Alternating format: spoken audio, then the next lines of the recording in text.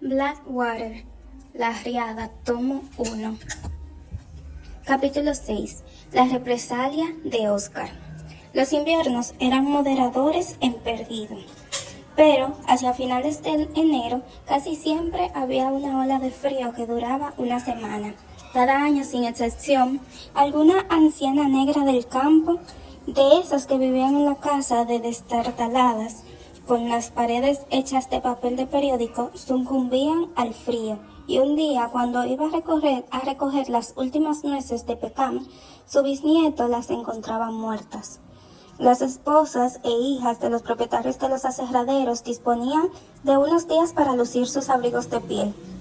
Las tuberías estallaban en las casas y todo el mundo se reunía en la cocina alrededor del fuego.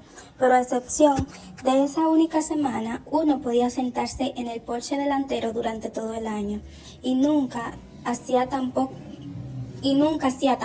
tanto frío como para que la señorita Elinor no pudiera ir a la escuela en el borde verde de Bray. La gente del pueblo solía comentar que la señorita Elinor era tan inmune al frío del agua del río como los peces que nadaban en él. Durante el invierno de 1920, el primero de Elinor en Perdido, el pacto entre Mary Love y Oscar corrió como la pólvora por el pueblo, y nadie se le pasó por alto la verdadera naturaleza del acuerdo. A cambio de que Oscar pospusiera su boda durante un año, tiempo durante el cual Mary Love esperaba sin duda que el compromiso se rompiera, esta iba a construirle a su hijo una bonita casa al lado de la suya, y en el caso de que cumpliera su deseo y que la señorita Elinor se fuera por donde había venido, Mary Love no perdería a su hijo soltero y su único problema sería qué hacer con la casa, aunque tal vez, como muchos conjeturaban, sería ella misma quien terminaría instalándose en la propiedad. Nunca se supo qué opinaba la señorita Elinor del acuerdo. Esta nunca se quejó, aunque pasaron las Navidades y luego llegó Año Nuevo, y aún no había nada hecho. Ni unos planos que estudiar, ni un solo poste clavado en el suelo, ni un permiso de construcción para pegar a ese poste inexistente, ni un contrato con ningún constructor, ni un triste cordel clavado en la tierra arenosa. Mary Love pasó el invierno entretenida en sus cosas, y cada vez que Oscar sacaba el tema, exclamaba: «¡Ay, Oscar, va a ser la casa más bonita del pueblo!», y acto seguido abandonaba el salón musitando alguna excusa. En la primavera de 1920 volvieron las lluvias, aunque no fueron tan intensas como el año anterior. Todo el mundo estaba inquieto y mirando con recelo los ríos cada vez que pasaban por delante, lo cual, considerando la orografía de Perdido, sucedía bastante a menudo. La gente del pueblo adquirió el hábito de preguntarle a la señorita Elinor qué pensaba sobre el asunto. Al fin y al cabo, navegaba por Perdido todos los días, incluso los sábados y domingos cuando no tenía que trabajar. Iba remando a la iglesia con Oscar en la parte delantera del bote, sin mover un dedo y más contento que una Pascua. Si alguien de su clase en la escuela dominical le reprochaba que permitiera a la señorita Elinor hacer todo el trabajo, él se limitaba a responder: «Pero bueno, ¿tú crees que yo tengo la fuerza necesaria para cruzar la confluencia a remo? He estado pensando en contratar a Elinor para que remonte el Blackwater y me corte unos cuantos cipreses. De hecho, me dijo que si contrataba a algún joven que luego la ayudara a traerlos al pueblo, lo haría». Sea como fuera, la señorita Elinor ya conocía el río mejor que nadie y tenía que saber si se avecinaba otra inundación. Ella los tranquilizaba: aquel año no habría ninguna riada. ¿Cómo lo sabía? Por la forma en que las ramas flotaban en la confluencia y por el tipo de ramas que el agua llevaba, por la velocidad del remolino y por los animales muertos que succionaba hasta el lecho del río, por el color del lodo del Perdido. Hasta ese momento nadie se había percatado de que el lodo de Perdido cambiaba de color, pero la señorita Elinor les aseguró que sí, por cambios sutiles en los bancos de arena y los vórtices, y por la cantidad de arcilla que se depositaba a lo largo de las orillas. En definitiva, por multitud de alteraciones que quienes habían pasado toda su vida junto al Perdido no eran capaces de ver, y menos aún de interpretar. pero la señorita Elinor se lo aseguró, por lo que todo el mundo se convenció de que aquel año no iba a haber inundaciones. Aunque eso no significaba que no lloviera, porque llovió y con abundancia. Durante las floraciones de las azaleas, de finales de febrero hasta marzo, hubo lluvias ligeras y las flores murieron de forma natural en las ramas. Cuando llegó el momento de la floración de las rosas, las lluvias se intensificaron y el agua cayó con fuerza sobre la tierra. Si empezaba a llover en horario escolar, la señorita Elinor les pedía a sus alumnos que abrieran las ventanas. «Oled la lluvia», les decía, y ellos se llenaban los pulmones con aquel aire cargado de humedad.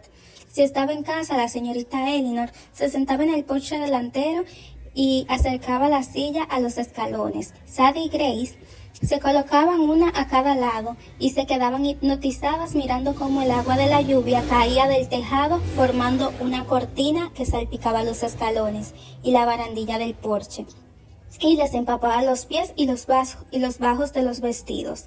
A veces Sadie y Grace hacían amago de retirarse, pero la señorita Elinor las tranquilizaba. «Ya se secarán, no se preocupen. Nada se seca más rápido que el agua lluvia. Es el agua más dulce que existe». Entonces se inclinaba hacia adelante, recogía con las manos el agua que caía del tejado y se la ofrecía a Grace y a Sadie, que la lamían como perritos obedientes.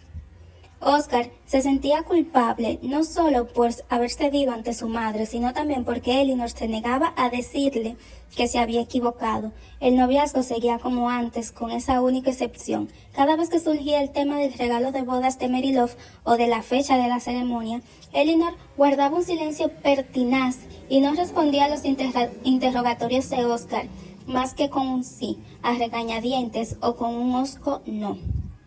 Pero Oscar estaba decidido a demostrarle a Elinor que no era débil, que podía plantarle cara a su madre. Había dado su consentimiento a aquel pacto y desde luego tenía que atenerse a él, pero no haría ningún pacto nuevo ni ningún cambio. No iba a permitir ni una semana de retraso en la boda. Y luego estaba la cuestión de la casa. «Mamá, lo estás postergando», le dijo un día a Mary Love. «Que no».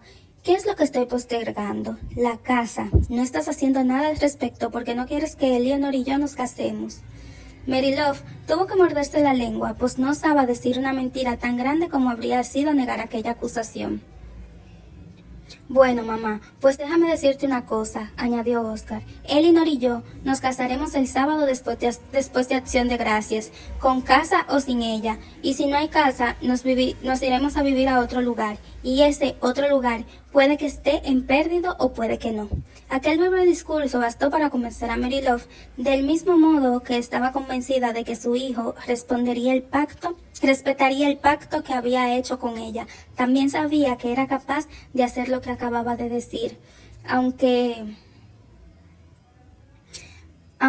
aún hacía frío al día siguiente. Fue a Mobile y habló con algunos arquitectos. Uno de esos hombres se desplazó a Perdido el lunes siguiente para inspeccionar el terreno y conversar un poco con la señorita Mary Love acerca del tipo de casa que tenía en mente. Acordaron que la obra empezaría la segunda semana de marzo.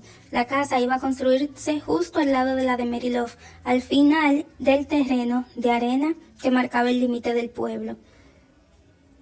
De hecho, todas las ventanas del lado oeste de la casa darían directamente al bosque de los pinos y cicutas que delimitaban la propiedad de los Casket.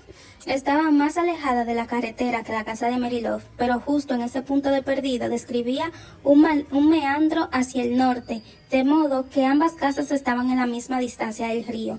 Antes de empezar a construir, hubo que talar 6 árboles de la señorita Elinor. Esos 6 árboles tenían ya la envergadura suficiente como para llegar directamente al aserradero, donde los cortaron en tablones estrechos que más tarde servirían para construir la celosa de la parte trasera de la nueva casa. El único consuelo que Mary Love sacó de todo aquel asunto fue la destrucción de los 6 árboles de Elinor.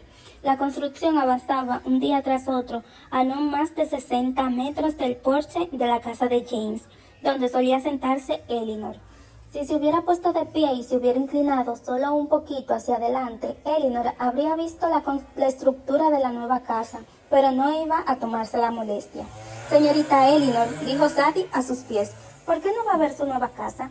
Es la señora Mary Love quien está construyendo esa casa, dijo Elinor. Pero es para ti, exclamó Grace, que apenas se había acostumbrado a la idea de que Elinor fuera a mudarse a otra casa. En secreto había tramado un oscuro plan para escaparse al día siguiente de la boda de Elinor y enviar una nota anunciando que volvería solo con la condición de que ella la adoptara. Cuando esa casa esté terminada y sea nuestra, de Oscar y mía, habrá tiempo de sobra para pasarse por allí y ver las habitaciones. Oscar sabía que Elinor no había estado en casa, aunque desde primeros de mayo ya se podía acceder al primer piso. Iba a ser la casa más grande y más bonita de Perdido, y Oscar se deleitaba describiéndosela. Detallaba todos los lujos y esbozaba planos de la distribución como si fuera la casa que estaba construyendo justo al lado y a la que se mudarían pronto, sino más bien un mausoleo de mármol situado en el otro extremo del mundo que Elinor no visitaría jamás. Elinor escuchaba con suma paciencia las palabras embelesadas de su prometido y cuando éste terminaba se limitaba a decir: parece que va a ser muy bonita, Oscar, y sé que estás impaciente por vivir allí. Pero, ¿y tú? Mamá está construyendo la casa tanto para ti como para mí, Elinor. Bueno, prefiero no pensar en nada de eso hasta el sábado después de Acción de Gracias, respondía entonces Elinor. Un día después de varias conversaciones como esta, Oscar fue a hablar con Sister. Sister, Elinor cree que voy a echarme para atrás, cree que voy a dejar que mamá vuelva a engañarme. Tú sabes que mamá me tendió una trampa, ¿verdad? Elinor solo está enfadada, dijo Sister. Está decepcionada porque no fueras más listo. Me cogió desprevenido, protestó Oscar. Mamá me tendió una trampa mientras comíamos. Se supone que los hombres son más listos que las mujeres, dijo Sister. Es la primera vez que oigo decir eso a alguien de Perdido, dijo Oscar. Además, Sister, no me creo ni loco que lo digas en serio. No, claro que no lo digo en serio, admitió Sister al cabo de un momento. Oye, Oscar, añadió entonces con un tono que su hermano no le había oído nunca. Estaba en la habitación de Sister. Esta le había invitado a sentarse y él había ocupado una silla junto a la ventana desde donde veía el río y los árboles de Elinor. Oscar, Elinor está esperando. ¿A qué te refieres? A que Elinor está esperando a que rectifiques. Sister, no tengo ni idea de qué estás hablando. Si te pararas a pensar un momento lo sabrías, dijo Sister con exasperación. Si Elinor no ha dicho nada es solo porque quiere jugar limpio. ¿Jugar limpio?, repitió Oscar. Oscar, ¿tú no crees que la señorita Elinor se hubiera puesto firme desde el principio? En estos momentos estarían casados. ¿No ves que la casa estaría terminada y estarías viviendo con ella? Oscar se lo pensó un momento y asintió con la cabeza. Oscar, mira que eres bobo. Ya lo sé, exclamó él y lo decía en serio. ¿Cómo es posible que no te des cuenta de lo mucho que se parecen Elinor y mamá? Mamá te dice lo que tienes que hacer y tú lo haces. Elinor te dice lo que tienes que hacer y tú lo haces. Pero es que ahí está el problema, Sister. Elinor no me dice qué es lo que quiere. Pues claro que no. Ni te lo dirá, repuso Sister. Está esperando a que reacciones tú solo. Por eso no dirá nada. No va a decir nada en contra de mamá, ni te va a decir lo que tienes que hacer. Pero Oscar, por Dios, si te pararas a pensar, aunque fuera 5 minutos, sabrías perfectamente lo que tienes que hacer. La verdad no entiendo cómo no lo has hecho ya. Sister se levantó y salió de la habitación. Oscar se quedó en un cuarto de hora ahí sentado, contemplando el río por la ventana. Era la primera vez en toda su vida que escuchaba a Sister hablar con tanto aplomo. El último jueves de mayo, Oscar pasó por su casa, por casa de su tío, de camino a la suya. Como de costumbre, Elinor, Sadie y Gray estaban sentados en el porche delantero. Sadie y Elinor estaban desgranando guandules temprano, mientras Gray leía en voz alta un libro sobre esquimales. Oscar se agachó para acercarse a Elinor. Elinor, le dijo sin preámbulos, ¿crees que mañana podrías tomarte el día libre? Podría, respondió Elinor. ¿Por alguna razón en concreto? Sí, dijo Oscar. En ese caso me tomaré el día libre, aseguró Elinor sin preguntarle siquiera cuál era la razón. ¿Por qué? Quiso saber Grace. Shh, la mandó a callar Oscar. Ni una palabra a mi madre ni a nadie. ¿Entendido? Grace, Sadie. Entendido, exclamaron las niñas al unísono. Yo también me voy a tomar el día libre, dijo Oscar. Elinor, pasaré a buscarte en cuanto mamá salga hacia Mobile. Va a ir con Caroline y se va. Y sé que a la señorita Caroline le gusta salir temprano. Elinor asintió y se limitó a decir, Oscar, la señorita Mary Love está mirando desde el porche lateral y seguramente se está preguntando qué está susurrando. Hola, mamá, gritó Oscar, girándose para saludarla. Ahora mismo voy. Caroline y Mary Love salieron a las 7 de la mañana del día siguiente en el automóvil de Caroline. Tenían la intención de pasar la noche en Mobile. Oscar, que se había entretenido tanto con el desayuno que su madre había empezado a sospechar, se levantó para ver partir el coche. Sister, dijo entonces, ¿puedes ayudarnos hoy a Elinor y a mí? ¿Ayudarlos? Preguntó Sister, cortando la corteza de una tostada. ¿A qué? Oscar se volvió hacia ella con una sonrisa. A casarnos. Sadie jarastillaba el patio mientras escudriñaba el cielo despejado y se preguntó cuándo llegarían las nubes. Sabía que iba a llover porque se lo había dicho la señorita Elinor. Ella, Grace y James seguían desayunando. Oscar entró en la casa de James sin llamar. Sadie irá a la escuela a las 7:30 y le dirás a la señorita Dickman que no me encuentro bien, dijo Elinor, que aún no le había preguntado a Oscar por qué le había pedido que se quedara en casa. Yo soy el director del consejo escolar, dijo James. Oscar, no puedo permitir que Elinor mienta a la señorita Dickman. De momento, que quiero que nos cuentes qué está pasando. Elinor y yo nos vamos a casar hoy. Elinor no pareció sorprendida en absoluto. ¿Y qué piensa la señora Mary Love de eso? No lo sé, dijo Oscar. ¿Qué pasa con su pacto? Preguntó Elinor. Mamá me engañó, me cogió por sorpresa. Esto no le va a hacer ninguna gracia a Oscar. Puede que incluso cambie de opinión sobre lo de regalarte la casa. ¿Y a quién se la va a dar? Preguntó James, realmente orgulloso de la decisión de Oscar, aunque significaría engañar tanto a Dickman como a Mary Love. A mí, exclamó Grace. Yo la quiero. Tiene un porche para dormir en el primer piso. Y la tía Mary Love me dijo que iba a poner 4 columpios. Podríamos vivir allí, papá, tú, yo y Sadie. No voy a marcharme de esta casa, respondió James, que siempre respondía a las ideas descabelladas de su hija con la mayor gravedad. Mamá no puede hacer nada, dijo Oscar. Ya tengo la licencia matrimonial. He hablado con la señorita Driver y no hay nada más que decir. Me alegro, dijo James. Creo que estás haciendo lo correcto, Oscar. Has tomado una buena decisión, pero quiero que la señorita Elinor sepa que aquí, sin ella, nos vamos a morir de pena. ¿Verdad, Grace? Grace asintió vigorosamente con la cabeza. Nos vamos a morir. No es verdad, exclamó Elinor. ¿Dónde vamos a celebrar la boda y cuándo? Hoy, por supuesto, mientras mamá está en Mobile, pero no sé dónde, la verdad. Aquí, gritó Grace. Sí, aquí, dijo James.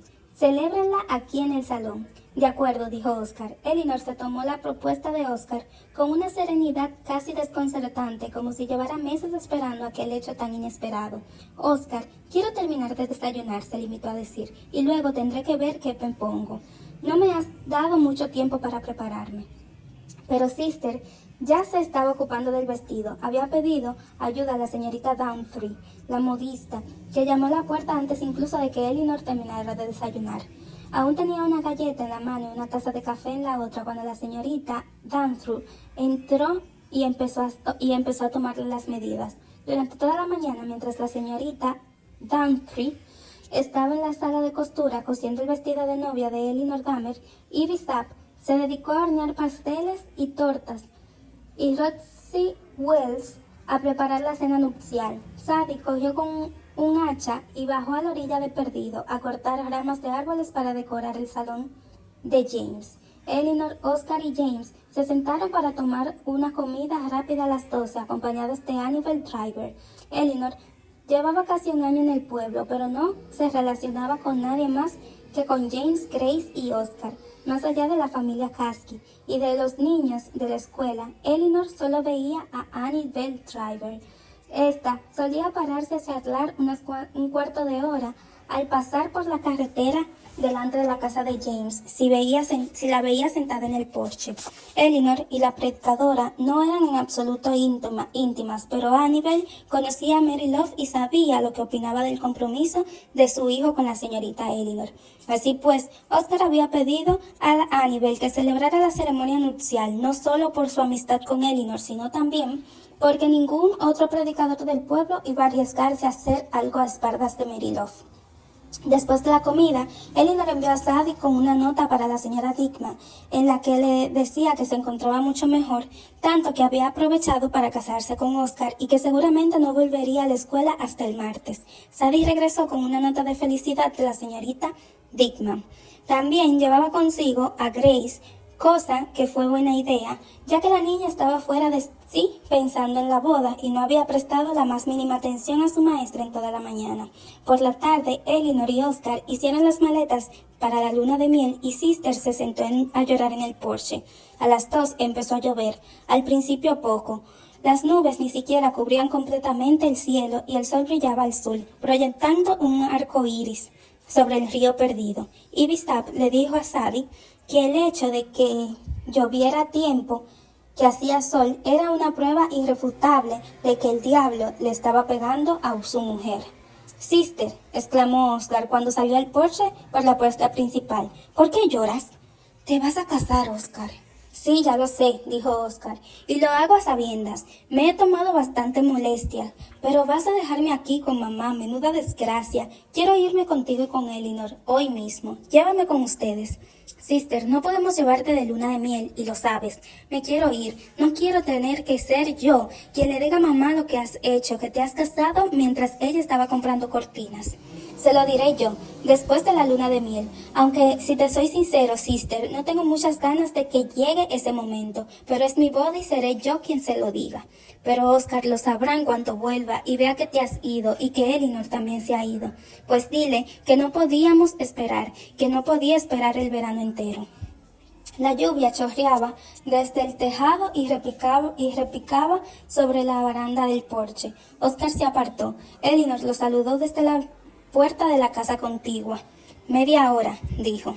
«Trae a Sadie y dile a Roxy que la peine». La boda se celebró a las 5. El salón estaba decorado con ramas de cicuta y cedro, que esa misma mañana colgaban aún sobre el río perdido. La señora Dantry no había tenido tiempo de terminar el vestido, que apenas estaba hilvanado, por lo que la modista advirtió a Elinor de que no hiciera ningún movimiento brusco ni intentara levantar los brazos. Sadie y Grace fueron las damas de honor, vestidas de blanco y con cestas de pétalo que mirtó en los brazos. James fue el encargado de llevar a Elinor al altar. Roxy, Ivy y Bray fueron los únicos invitados y observaron desde la puerta del comedor. Sister se echó a llorar con amargura en el sofá. La lluvia no daba tregua y ahora el cielo estaba completamente encapotado. Para hacerse oír por encima del repiqueteo de la lluvia en las ventanas y el tejado, Annabel Driver tuvo que hablar tan alto como si estuviera dando un sermón en la iglesia de Móvil. La lluvia aporreaba los cristales de las ventanas, salpicaba los alféizares y goteaba por la chimenea. Al cabo de un momento, la sala entera olía a hojas empapadas de lluvia. Bray había metido ya las maletas de la pareja en el torpedo, y Elinor ni siquiera cogió un paraguas para atravesar el chaparrón hasta el coche aparcado frente a la casa de Mary Love. Los hilvanes improvisados de la manga saltaron cuando levantó el brazo para despedirse de todos los que la miraban desde el porche. Se sentó riendo en el asiento del copiloto y Oscar, calado hasta los huesos, se alejó en el coche por la calle, donde había ya 5 centímetros de agua acumulada. Agua revuelta y teñida de color de la arcilla que había dejado. Agua roja, roja como el perdido.